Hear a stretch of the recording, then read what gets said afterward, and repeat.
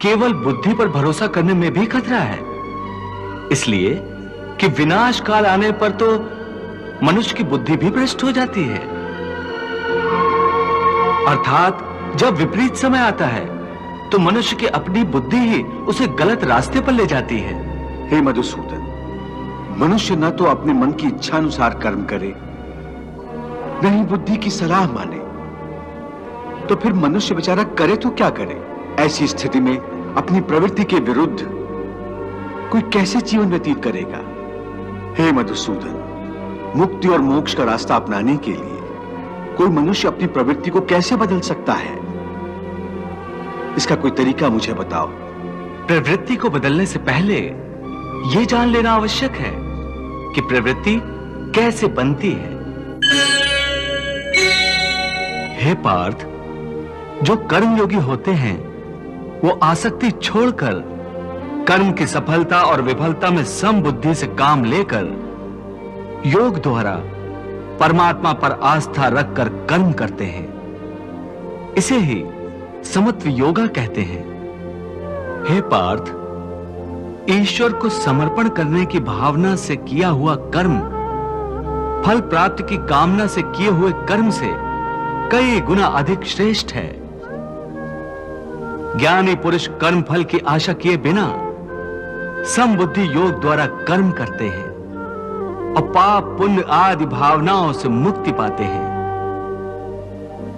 पार्थ, तुम भी ऐसी भावनाओं से मुक्त हो जाओगे जब तुम समबुद्धि कर्म का आचरण करोगे।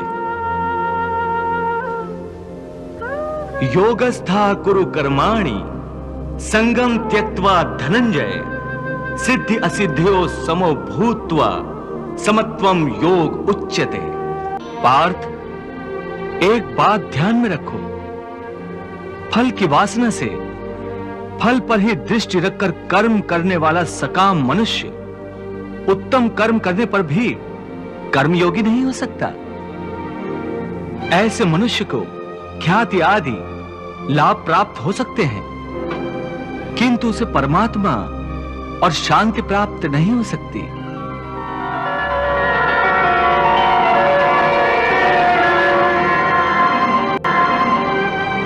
हे केशव, मनुष्य को पाप पुण्य दोनों बंधन कारक है। दोनों से भला बुरा प्रारब्ध बनता है। प्रायश्चित द्वारा पाप से मनुष्य मुक्त हो सकता है, परंतु पुण्य से वो मुक्त कैसे होगा? हे अर्जुन, पाप पुण्य, सुख दुख, यश अपयश आदि भावनाएं साधारण मनुष्य के लिए हैं, परंतु जो कर्मयोगी होते हैं वो इन भावनाओं से मुक्त होते हैं, आलिप्त होते हैं। कर्मयोगी अपनी अंतरात्मा की आवाज को परमात्मा का आदेश मानकर आचरण करते हैं। इसमें कहां आती है पाप पुण्य की भावना? हे पार्थ, यदि तुम मोह के अधीन हो गए हो तो निष्काम कर्मयोग कैसे अपनाओगे?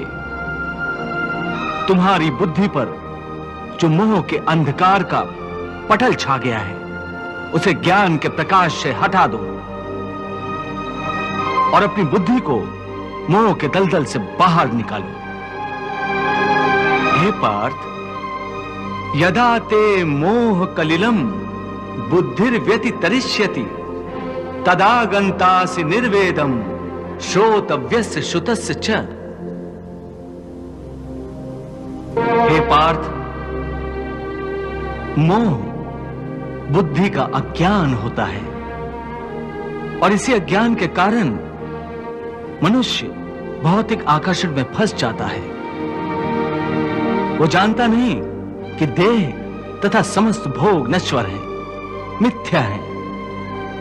जब मनुष्य सत और असत अथवा नित्य और अनित्य का भेद जान जाता है तब वो निरासक्त हो जाता है।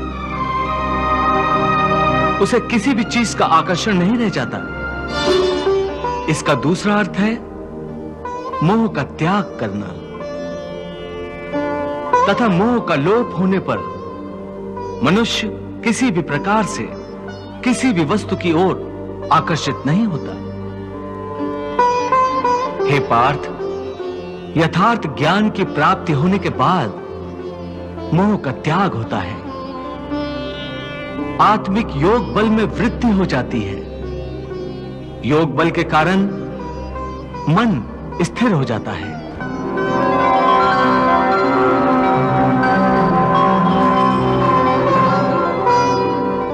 और स्थित प्रज्ञ होने के कारण मनुष्य का परमात्मा के साथ योग हो जाता है।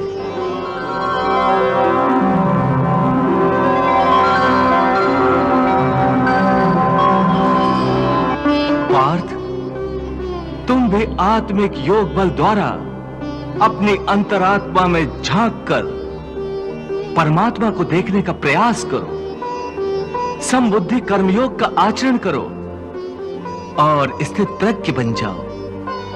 हे मधुसूदन, ये स्थित प्रज्ञ क्या होता है, इसे समझाओ। पार्थ, दुख भोगते हुए भी जिसके मन में उद्वेग नहीं होता और न ही जो सुख की लालसा रखता है तथा जिसके हृदय में क्रोध, मोह, भय आदि विकारों के लिए कोई स्थान नहीं होता, वो मनुष्य स्थित प्रज्ञ है। दुखेषु अनुद्विग्न मनाः सुखेषु विगत स्पृहा वीत राग भय क्रोधा स्थित धीः मुनिरुच्यते। हे पार्थ, स्थित प्रज्ञ महापुरुष सुख दुख प्रत्येक अवस्था में आत्मिक शांति प्राप्त कर लेता है। परम आनंद में लीन होने से ऐसे मनुष्य को दुख और सुख कभी विचलित नहीं करते।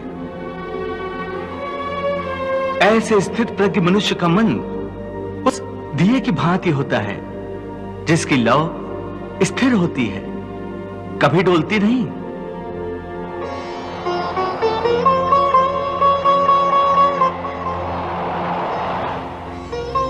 प्रभु, दिए की लौ अधिक समय तक अचल और अडोल तो रहती नहीं, वो हवा के हल्के से झोंके से भी तड़पने लगती है।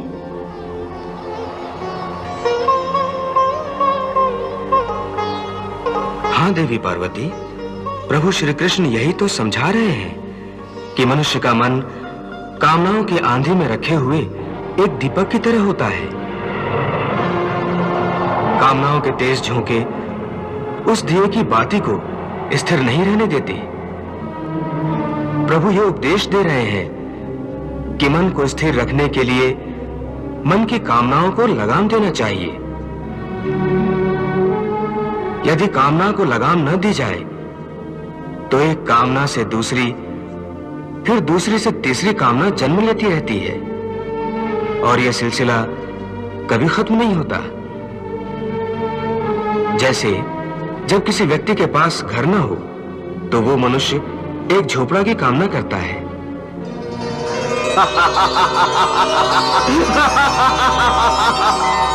झोपड़ा मिल जाता है तो उससे बड़ा घर चाहता है, फिर उससे भी बड़ा घर, और फिर राजमहल की कामना करता है।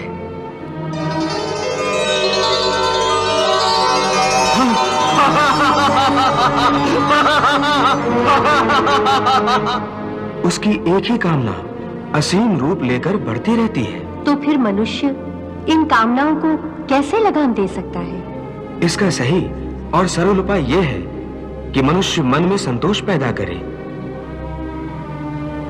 जहां जिस अवस्था में जिस क्षण में उसे संतोष प्राप्त हो जाए, वहीं उसी क्षण में प्राणी सुखी और शांत हो जाएगा। हे कृष्ण, तुम कहते हो कि स्थित प्रज्ञ बनने के लिए मन के दिए की ज्योत को स्थिर रखो, अर्थात मन को इधर उधर डोलने न दो। इसका अर्थ यह हुआ कि कर्म करते समय मन की जगह बुद्धि की बात मानो, मन को बुद्धि के अधीन रखो, यही ना? नहीं अर्जुन, केवल बुद्धि पर भरोसा करने में भी खतरा है, इसलिए कि विनाश काल आने पर तो मनुष्य की बुद्धि भी भ्रष्ट हो जाती है। अर्थात जब विपरीत समय आता है तो मनुष्य की अपनी बुद्धि ही उसे गलत रास्ते पर ले जाती है। हे मधुसूदन, मनुष्य न तो अपने मन की इच्छा अनुसार कर्म करे, न ही बुद्धि की सलाह माने, तो फिर मनुष्य बेचारा करे तो क्या करे? ऐसी स्थिति में अपनी प्रवृत्ति के विरुद्ध कोई कैसे जीवन व्यतीत करेगा? हे मधुसूदन, मुक्ति और मोक्ष का रास्ता अपनाने के लिए कोई मनुष्य अपनी प्रवृत्ति को कैसे बदल सकता है? इसका कोई तरीका मुझे बताओ। प्रवृत्ति को बदलने से पहले यह जान लेना आवश्यक है कि प्रवृत्ति कैसे बनती है। हे अर्जुन, मनुष्य जन्म से ही अपने साथ सत्व, रज और तम 3 गुणों को लेकर पैदा होता है।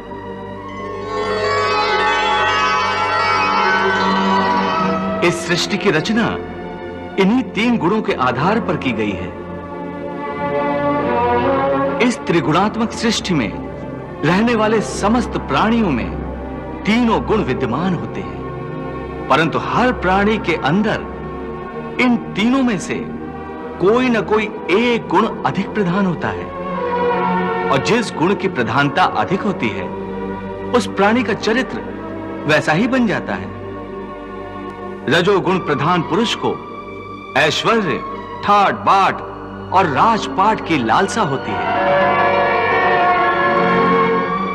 तमोगुण वाला आलसी और प्रमादी होता है। द्वेष, क्रोध जैसी नकारात्मक भावनाएं उसमें कूट कूट कर भरी हुई होती हैं। और सत्व गुण वाला? सत्व गुण ही उत्तम गुण है। सात्विक मनुष्य सीधा और सच्चा होता है।